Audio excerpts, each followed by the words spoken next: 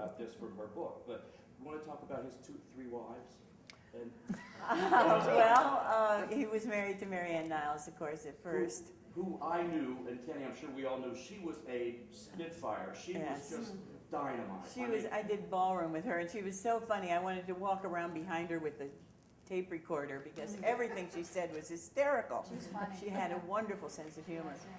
And then he married Joan McCracken, who was a little bit older than he was, and she said to him, listen, you can't just be a tap dancer. I mean, you've got to study ballet and go to acting class and learn about literature, and you have to be much more well-rounded. And she really taught him a whole lot of things.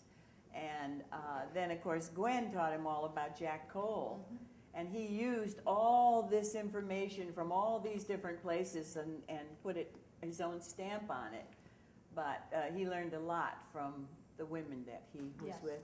Here's the book, folks. Marge's book. It's on sale out. It's wonderful. It's on sale out front. All right, tell us a little bit about your background, how you started and where you studied and where you're from. Well, I'm from Detroit, as we say, Detroit. And I was 17. I ran away from home with $50 in my purse, and you and Donna McKechnie. I know. We're so similar. It's hysterical. And I took a train to New York, and I stayed at the Ferguson Residence for Girls, which was $25 a week with meals. And I met Kaya Sunston, who married Burgess Meredith, and we became roommates, and we were in high button shoes together, and I did a couple shows. Then I got into the Met, the ballet part of the Met, and then I got into Slavinsky Franklin Company, and then I was in Ballet Russe de Monte Carlo for 4 years.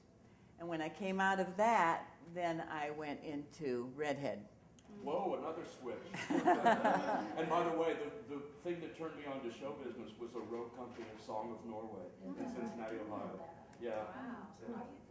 Yeah. Mm-hmm. We'll talk about it later. All right. And that's where I met Margie in Redhead. Yes, we were in Redhead together. And it was astounding to me because I had this sort of snobbish attitude of, only ballet dancers really know how to dance. And really, they're the artists, these show business people. Well, boy, did he ever change my mind fast. Because he was so absolutely meticulous about everything. It was so precise and so demanding. And he was scary, especially in those days. He was really scary. He had this aura about him, like it just sort of emanated, and he was smoking all the time, and his cap was way down over his eyes, and you never knew what he was thinking. So it was sort of scary, but dangerous. Yeah. Dangerous. Yeah. And at the audition for Redhead, he got down to about 10 girls, and he needed 9, 8 girls and a swing girl. And I was just coming out of 6 years of ballet company, so I was pretty strong then. And he didn't know what to do because we were all so good, and he couldn't decide. He didn't know who to cut. He had to cut one girl. And so he gave us changement, grand plie, air split, fifth. Changement, grand plie, air split, fifth. And I could do it. And so he was like, so I got the job. But anyway, then I did a lot of shows, and I kept coming back. Then I did Conquering Hero, which was a huge flop, and it was terribly sad because he had bought the rights to Conquering Hero, and it was his baby, and he hired all the people. And then they all got into big fights, and all the people got together and decided that Bobby had to go. And here he had 24 hours to get out of the theater, and it was a very similar thing. We had one last day with him where we rehearsed this opening number and killed ourselves, and we knew that he had to get out of the theater in 24 hours. And then they just gave him that order? There was no SSDC then, so he had no, the choreographer, the lyricist, the composer, the set designer, costume designer, all could say, he's out or I take my stuff out. And he And- won some kind of a lawsuit. He set Yes. a rule there And for he choreographers. won 9.5 cents, which was, or 7.5 cents, just to make, the point. And right after that, with Little Me, he said, I won't do it unless it's under SSDC. He and Agnes DeMille really started the Stage Directors and Choreographers Union, which was 7.5 cents was a song from Pajama Game, so that's why he said, okay, well, and he insisted on a check. They couldn't give him the money.